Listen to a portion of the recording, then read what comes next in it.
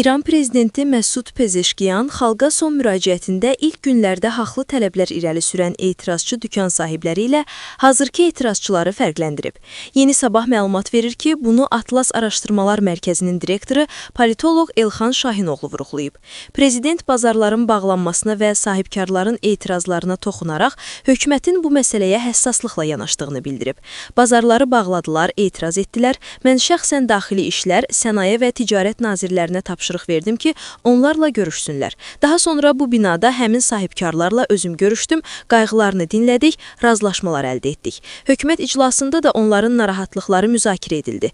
Biz qəti qərara gəlmişik ki, bu insanların problemlərini mümkün olan hər yolla həll edək. Doğrusu, dükan sahiblərinin həmin görüşdən və verilən vədlərdən razı qaldıqlarına dair məlumat yoxdur.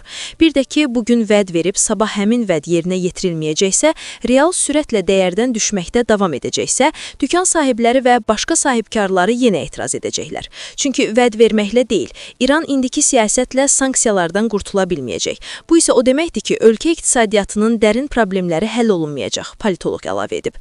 Elxan Şahinoğlu vurğulayıb ki, Məsud Pezeşkiyan müraciətinin ikinci hissəsində düşmənlərin mövcud iqtisadi çətinliklərdən sui-istifadə edərək ölkəni qarışdırmağa cəhd etdiyini vurğulayıb. Dövlət başçısı silahlı şəxslərin şəhərləri qarışdırdıqlarını və onların İrana aid olmadığını vurğulayıb. Prezident vəziyyətdən çıxış yolu kimi bunları deyib. Xahiş edirəm, hər məhəllədə insanlar birləşsin və ixtişaşçılara imkan verməsinlər. Bizim vəzifəmiz xalqın narahatlığını aradan qaldırmaqdır. Lakin daha ali vəzifəmiz bir qrup ixtişaşçının cəmiyyəti alt-üst etməsinə imkan verməməkdir. Ailələrdən xahiş edirəm, qoymayın gəncləriniz baş kəsən, adam öldürən bu terrorçulara qarışsınlar. Bir gecədə bankı, yanğın söndürən maşını, ictimai nəqliyyatı, məscidi, insanların evini yandırmaq etiraz deyil. Ali dini lider ixtişaşları törədənlərə qarşı kəskin mübarizə aparılmasını tələb edib. Başqa sözlə onların öldürülməsi təlimatını verib. Prezident isə valideynləri övladlarını ixtişaşçılardan uzaq tutulmasına səsləyib.